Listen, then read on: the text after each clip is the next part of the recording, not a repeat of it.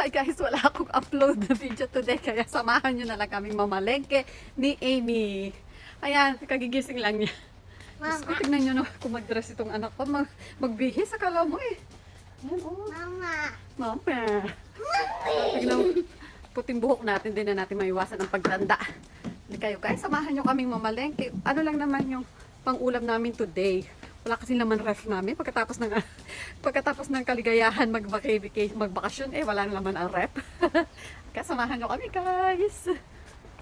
At yan, at meron tayong mga nakitang magagandang bulaklak, iba't ibang klase to ng mga flower na mga sakura. Ayan, ang ganda oh. Ang ganda ng kulay nitong isang to oh. Na-amaze lang ako sa kulay niya. Ang ganda ng hindi siya super kulay violet. Ayan, dito lang naman kami malapit sa bahay, guys. Ayan, oh. Tapos nagpa-picture or nagpa-video lang naman si Amy dyan sa ilalim ng sakura or yung cherry blossom. Lapit na rin niya magtatanggal yung mga petals niya kasi may mga lumalabas na dahon. Ayan, napakaganda ng view dito sa amin guys. Napakalapit kasi dito sa mall sa aming bahay. So, kapag nalulungkot ka, ayan, wala kang magawa sa bahay, punta lang dito at maraming coffee shop dito.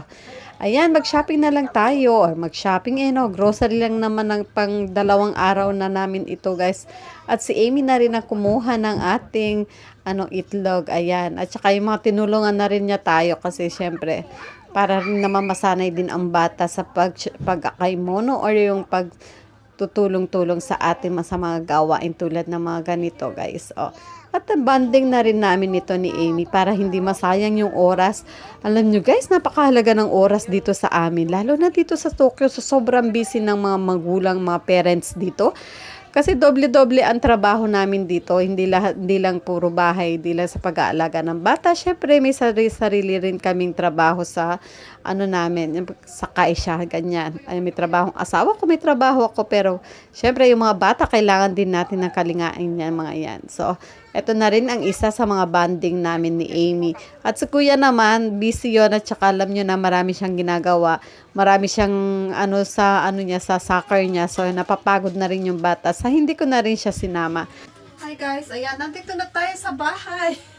Nakauwi na rin tayo, pamalengke. Yan, konti lang naman, pang 1 araw lang naman yung binili natin. Kaya ayan, alam nyo na, mga busy nanay, relate talaga sa mga gawain ko dito, yung mga nanonood sa atin na bakit ang busy-busy ko daw.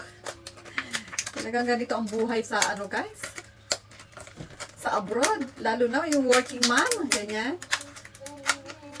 Kulang ang 1 oras sa 1 araw.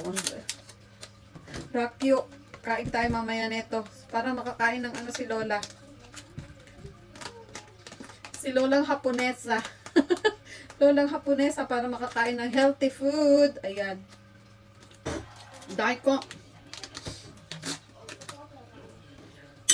Bumili na ako, hindi ako gumagawa nito. Bumibili lang ako ng mga side menu ba. Mas masarap to pag may Lagyan natin na hindi pa.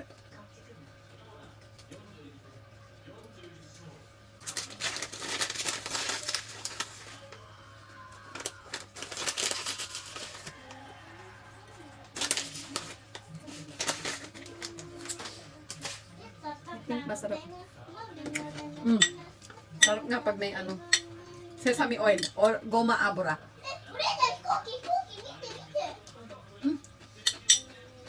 Sarap.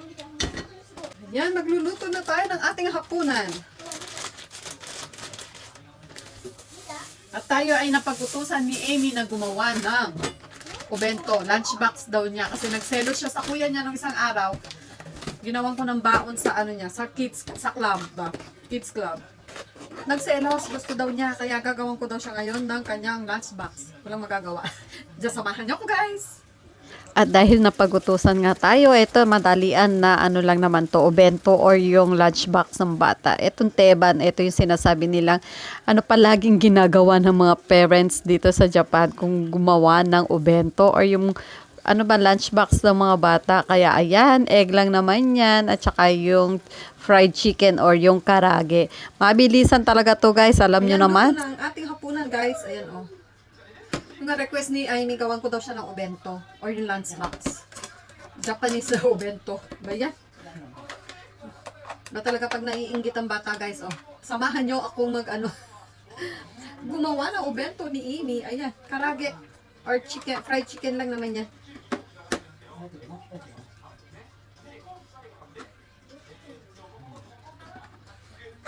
Ang hirap ayusin ng ganito.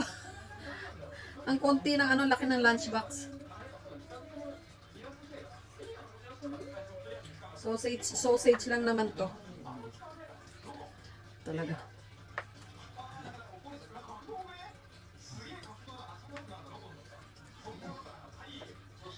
Lagyan natin ng konting gulay, broccoli.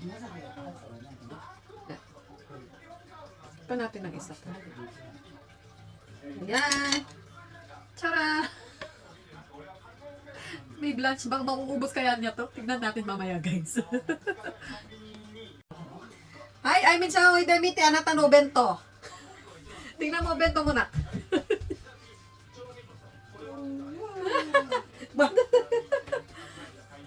Zen mo tapite, oh. はい。はい、じゃあ。気をつけてよ。